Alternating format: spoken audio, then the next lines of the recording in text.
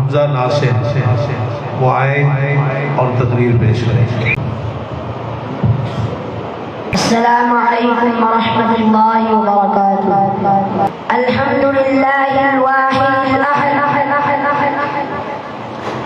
الفرد الصمد الذي لم يلد ولم يولد ولم يكن له كفوا احد۔ اما بعد فاعوذ بالله من الشيطان الرجيم۔ وما ارسلنا من قبلك من رسول الا نوحي اليه انه لا اله الا انا فاعبدون۔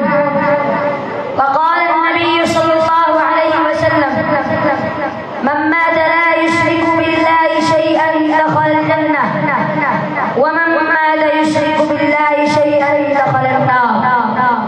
توحید کی امانت سینوں میں ہے ہمارے، توحید کی امانت سینوں میں ہے ہمارے، آسان نہیں مٹانا نام و نشاں ہمارا۔ محترم اساتذہ کرام، میرے ہم مکتب ساتھیوں اور تمام حاضرین مجلس، عقیدہ توحید اسلام کے بنیادی اور اساسی مضامین میں سے ہے، اور یہ عقیدہ توحید اسلام کا پہلا رکن ہے۔ جیسا کہ نبی کریم صلی اللہ علیہ وسلم نے ارشاد فرمایا، بنی الاسلام علی خمس، اسلام کی بنیاد 5 چیزوں پر ہے، ان میں پہلا اور عظیم ترین رکن شہادت ان لا الہ الا اللہ، اس بات کی گواہی دینا کہ اللہ کے علاوہ کوئی معبود برحق نہیں۔ ارباب علم و دانش توحید وہ فریضہ ہے کہ جس کی دعوت کو پہنچانے کے لیے اللہ نے اس کائنات میں اپنی محبوب ترین جماعت انبیاء علیہ السلام کا انتخاب فرمایا، اور اللہ کے یہ پیارے ہر دور میں اعبدوا اللہ ولا تشرکوا بہ شیئا کی شرح بلند کرتے ہوئے وقت کے فرعونوں اور قارونوں سے ٹکرائے، وقت کے نمرودوں کا مقابلہ کیا توحید کی خاطر، وقت کے نمرودوں کا مقابلہ کیا توحید کی خاطر، آگ میں گرنا گوارا کیا، بدن کے ٹکڑے کروانا برداشت کیا، جسد اثر کو بدلے چھلنے کروا کر کے یہ صدا بلند کی، قولوا لا الہ الا اللہ، کہو اللہ کے علاوہ کوئی معبود برحق نہیں۔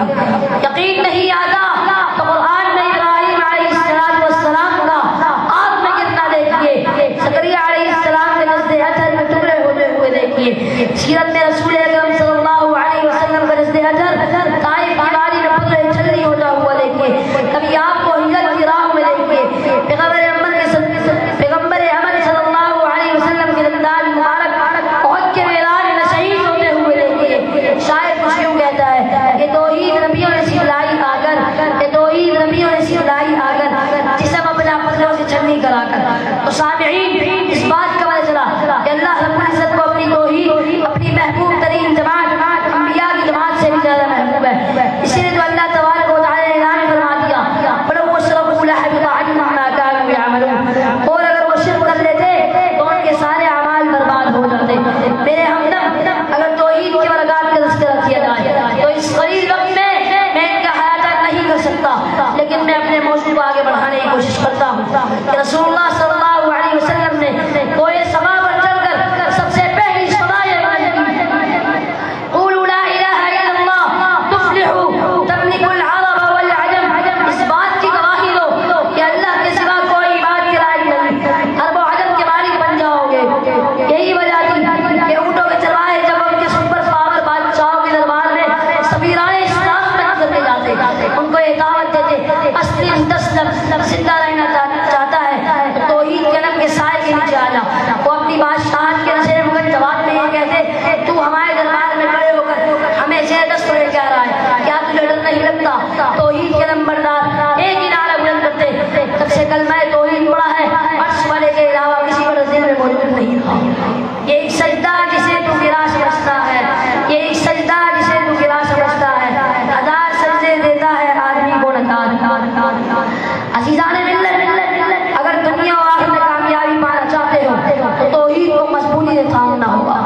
امام احمد بن حنبل رحمہ اللہ اپنی مسند میں روایت ذکر کرتے ہیں، رسول اللہ صلی اللہ علیہ وسلم نے زندگی پر سوال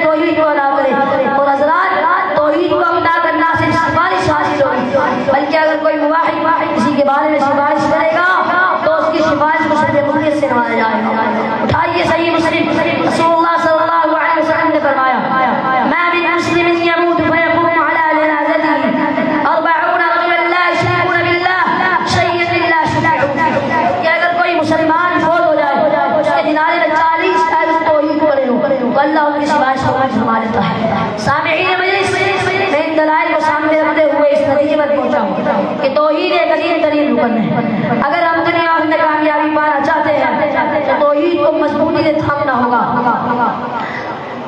نجات کا دار و مدار بھی اسی پر ہے. یہی اصل کامیابی کا ہمراہ